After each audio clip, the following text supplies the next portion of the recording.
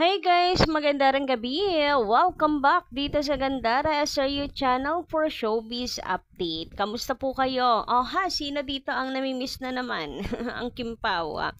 Wala kasing showtime na ngayon no? Kaya yung iba ay hindi na naman magkaintindihan. Namimiss na naman ang Kimpaw. Pero guys, huwag kayong mag-alala kasi nag-jogging naman sila. Alam niyo naman pag Sunday magkasama sila. Kaya may mga paayudas tayo sa inyo. Pero alam nyo ba, bago yung ayuda na yan, ay mayroon po tayong bad news. Si Kimi kasi ay nabangga ni Kuyang habang siya po, isang mama. Hindi ko alam kung mama ba kasi hindi naman ata mukhang mama pa. Basta lalaki na nabangga si Kim Chun. So pag-usapan natin yan. Yung iba naman kasi sinisisi si Paolo Abilino. But before that, sa mga hindi pa nakaka-subscribe dito sa ating channel, paki-click lang po tayo ng subscribe button natin at notification bell na nandiyan sa baba para mag-i-updated po tayo at ma-notify tuwing may bago tayong chika at balita hinggil sa Kim Pao. Basta po mga balita na may kinalaman kina Kim Chiu and Paolo Abilino, sagot na po natin yan. And ngayon nga, alamin natin pag-usapan yung tungkol nga sa pagja-jogging ng Kim Pao. Alam niyo naman, bukod sa Sunday nga ngayon na magkasama sila, always naman silang nagja-jogging, hindi naman nata bago yon. So, pag busy lang siguro si Kim, minsan mag-isa lang si Pau, pero usually magkasama silang dalawa pag may free time. So, eto na nga, nag-jogging ulit ang dalawa, pero kapansin-pansin, kumbaga ang agaw attention sa mga fans ngayon, ay yung bumangga kay Kim Chiu. Syempre concern yung ating mga kakimpaw fan kay Kimi kasi ang lapad ng kalsada, bakit bukod tanging siya lang yung parang iba yung takbo pabaliktad. Kanya-kanya of course isip ano yung main reason. Muna panoorin po muna natin para sa mga hindi pa nakakapanood ng video na yon, para kayo po ay may idea naman sa pinag-uusapan namin dito. Narito, ipi-play ko yung video. Bali, dalawa to ha, magkaibang anggulo.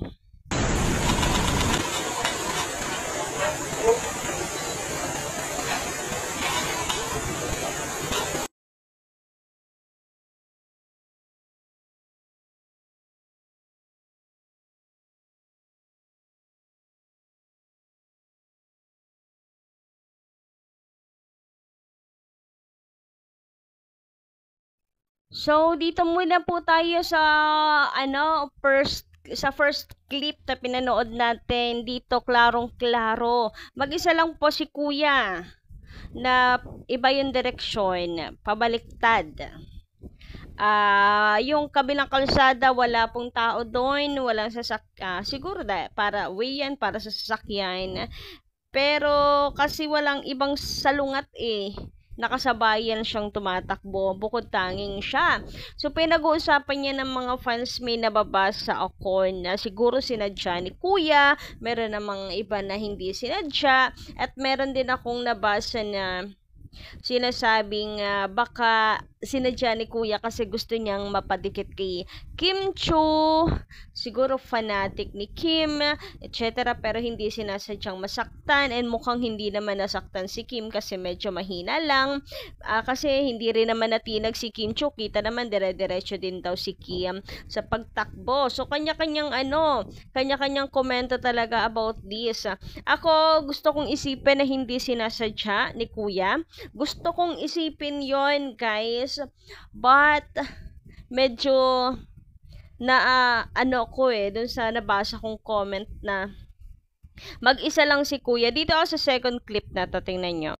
So, in-screenshot ko na lang guys. Dito sa second clip na to, kita nyo na siya lang yung bukod tangi nag-iisa na palikod yung takbo, pasalungat sa mga jogger, sa mga tumatakbo, sa mga runner.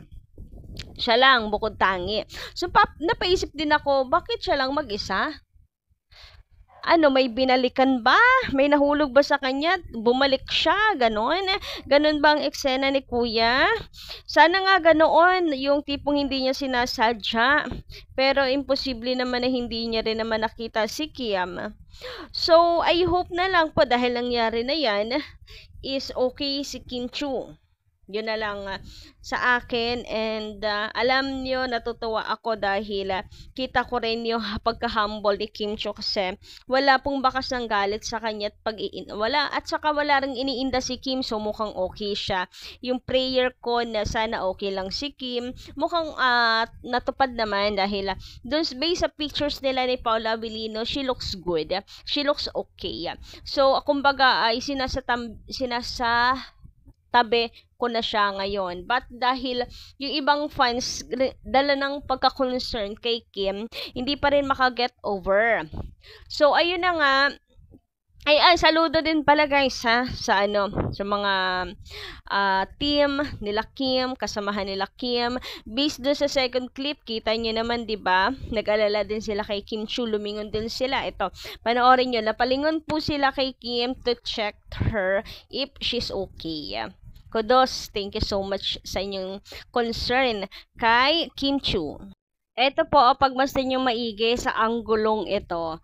Nung mabangga po si Kim Chu, lumingon po agad yung mga kasamahan nila. Concerned sila kay Kim. Ayan. O, di ba? May ano pa nga, ano pa ng kamay nila kay Kim to check, and mukhang okay naman si Kim Chu, kaya dire-diretso lang din sila. Anyway, alam nyo ba sinisisi ng ibang mga fans si Paula Abilino sa insidenteng ito? Alam nyo kung bakit? Kasi nakita nila na si Paula Abilino kasi ay nasa unahan. So mukhang may fault din daw si Paula Abilino dito. And kuha ni Paula daw yung giggle nila. So eto nga guys, narito yung ilan mga kakimpaw na comments na comment kay Paulo. Kawawa si Kimi, ba't pinabayaan ni Paulo? Grabe, pinabayaan agad. Yun nga, nakakapagtaka. Dati si Pau laging nasa likod ni Kimi, pero kanina nasa harapan si Paulo at nasa likod si Kimi. At yung mama, bakit pasalubong? Ito yon, pasalubong siya kay Kimi. Hindi kaya sadya yan para masaktan si Kimi? Para kay Kim, iwasan mo munang mag-jogging o mag-gym. Ayan, may na control kay Kimi. Bawas-bawasan ang pag-jogging, pag-gym, dahil di may iwasan yung mga aksidenteng ganito. Siguro dala ng concern kay Kim. Pero ano na lang, sabihan na lang natin na doble ingat. Hindi niyo mapipigilan yan si Kim Chu kung ito'y nakakapagpasaya sa kanya. So yun, napansin dito na bukod tangi nga raw si Kuya na pasalubong yung takbo. Kita nyo rin 'di ba? Even sa videos, screenshot, bukod tangi nga si Kuya, and explanation ko, baka lang naman po meron siyang naiwan kaya binalikan, ganon. Kasi bakit pasalungat yung takbo niya sa mga kapwa niya runner, jogging. Anyway, eto pa, may isa pa. Sabi dito kasi iniwan ni Pau kaya magluwag, walang walang backup si Pau. So si Pau, basta si Pau yung sinisisi ng ilang Kim Pao fans. Bakit hindi nalagaan? Bakit hindi binantayan? Bakit nauuna siya? Bakit hindi siya nakatingin kay Kim Chu to check her, para siguraduhin yung safety ni Kim, etc. So nasanay tayo. Siguro nasanay sa turing na prinsesa kay Kim. So dahil sa insidenteng ito, parang ang laki na nagawang kasalanan ni Paula Abilino. Napansin ko rin siya, actually guys, ako medyo napaisip na rin ako noon napansin ko na rin. Before ko makita na mayroon palang ganto nakabunggo kay Kim Chu habang tumatakbo. napansin ko rin na si Pao nasa unahan, nasa likod si Kimi. Pero, guys, wag naman natin husgahan na ang buong pagkatao ni Paolo Avellino. Lahat po tayo, hindi tayo perpekto. Tao lang po tayo. So, wag po natin, kumbaga, parang yun na lang nakikita natin kay Pao, lahat na lang ng kamalian, sus ko. And ayun nga, let's consider na okay naman si Kim Chiu. Magpasalamat po tayo, magpasalamat tayo na okay lang si Kim, and kita naman po dito na happy si Kim Chiu. Ayan, wala naman siyang anong guilt, wala naman siyang anong bakas ng inis kay Paolo. Bakit po ako pinabayaan? Hindi naman siya immature. Like, malaki na si Kim Chiu. Kaya na niya yung sarili niya at kailangan lang ng dobleng pag-iingat, kumbaga. So, yun lang. Let's just be happy and thankful kay God. Wala po nangyaring masama kay Kim. Ganun lang po yun. As much as gusto nating tinuturing laging prinsesa ni Pao si Kim, natutuwa ako at kinikilig naman talaga pag ganon. Pero, kailangan din nating isa-isip na hindi bawat oras, minuto at segundo ay kailangan baby ni Paolo si Kim. Kasi what if masanay si Kim? Paano na? Yung mga possibilities, si Kim Chiu din yung mahihirapan po. So, yun, strong independent woman po si Kim Chiu. Yun lang. So, I hope wag na po tayong gumaya sa iba na buong pagkatao na ni Paolo Avellino ay hinusgahan na. So, yun lang. Hanggang dito lang muna aking update. Thank you so much sa pakikinig, and kita-kits po tayo sa mga susunod pa po nating mga balita. Maraming salamat.